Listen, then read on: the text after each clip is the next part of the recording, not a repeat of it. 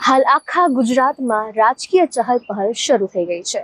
હવે ત્યારે તમામ રાજકીય પક્ષમાં આયારામ ગયારામની વ્યવસ્થા પણ શરૂ થઈ ગઈ છે અને ચૂંટણીનો માહોલ હોય ત્યારે આવું થવું એકદમ સ્વાભાવિક છે। ચૂંટણીને એટલે કે સ્થાનિક સ્વરાજ્યની ચૂંટણીના હવે ગણતરીના દિવસો બાકી છે અને આ ચૂંટણીમાં રાજ્યની 17 મહાનગરપાલિકામાંથી 15 મહાનગરપાલિકામાં ચૂંટણી યોજાવાની છે।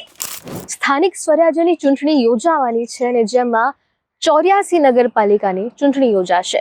84માં 7 નગરપાલિકા એવી છે જે નવી રચાયેલી છે અને તેમનો સમાવેશ આ 84 નગરપાલિકામાં કરવામાં આવ્યો છે। ઉપરાંત 14 નગરપાલિકા એવી છે જેમાં નવી સીમાંકન રેખાઓ અમલમાં મુકાઈ છે અને તેના આધારે ચૂંટણી અમલી થશે। જિલ્લા પંચાયત તે સ્થાનિક સ્વરાજ્યની ચૂંટણીનું એક મહત્વનું એકમ છે અને આ વખતે 36 જિલ્લાઓમાં આ ચૂંટણી યોજાશે, જેમાં નવો જિલ્લો એટલે કે વાવ થરાદનો પણ સમાવેશ કરવામાં આવે છે। હવે આ વખતે આ ચૂંટણીમાં 26 જિલ્લા એવા છે કે જેમાં નવીન સીમાંકન મુજબ ચૂંટણી યોજવામાં આવશે। ગુજરાતની કુલ 263 તાલુકા પંચાયતમાંથી અગાઉ કઠલાલ, કપડવંજ અને ગાંધીનગરમાં ચૂંટણી યોજાઈ ગઈ હતી, તેથી આ વખતે 260 તાલુકા પંચાયતમાં ચૂંટણી યોજાશે। હવે આ ચૂંટણી એટલે કે સ્થાનિક સ્વરાજ્યની ચૂંટણીને ખૂબ જ સરળતાથી તેની પ્રક્રિયા સમજવા માટે આપના સુધી પહોંચાડવા માટે રખેવાળ સજ્જ છે।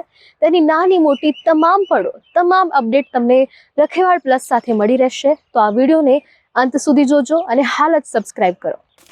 ગુજરાતમાં નગરપાલિકાની જે ચૂંટણી યોજાય છે તે રાજ્ય ચૂંટણી પંચ એટલે કે SEC 1994ના નિયમો મુજબ યોજવામાં આવે છે। હવે આ તમામ જે પ્રક્રિયા છે ચૂંટણીની તેને ખૂબ જ સરળતાથી સમજવા માટે 1994 રાજ્ય ચૂંટણી પંચના નિયમો આપણને ખૂબ જ મદદ કરશે, તો ચાલો તે ધ્યાનથી સમજીએ। ચૂંટણી પંચના નિયમ અનુસાર જાહેરનામા બાદ તમામ પ્રક્રિયા શરૂ થઈ જતી હોય છે। ઉમેદવારી ફોર્મ ભરવું, ઉમેદવારી ફોર્મ ચકાસવું અને ઉમેદવારી ફોર્મ પરત ખેંચવું। હવે આને ખૂબ જ સરળતાથી સમજીએ। ચૂંટણી પંચના નિયમ અનુસાર જ્યારે ચૂંટણી ફોર્મ એટલે ઉમેદવારી ફોર્મ ભરવાની છેલ્લી તારીખ હોય તે પછીના બીજા દિવસે એ ફોર્મ ચકાસવું જરૂરી છે। એટલે કે આ વખતે જ્યારે 11 એપ્રિલે આ ઉમેદવારી ફોર્મ ભરવાની છેલ્લી તારીખ છે, એટલે કે 13 એપ્રિલે આ ઉમેદવારી ફોર્મની ચકાસણી કરવામાં આવશે। પણ હવે પ્રશ્ન એ છે કે ઉમેદવારે પોતાનું ફોર્મ પરત ખેંચવું હોય તો તે ક્યાં સુધી ખેંચી શકે? નિયમ એવો છે કે ફોર્મની ચકાસણી થઈ જાય તે પછીના બીજા દિવસ સુધી તે ફોર્મ પરત ખેંચાશે, તે પછી ખેંચાશે નહીં।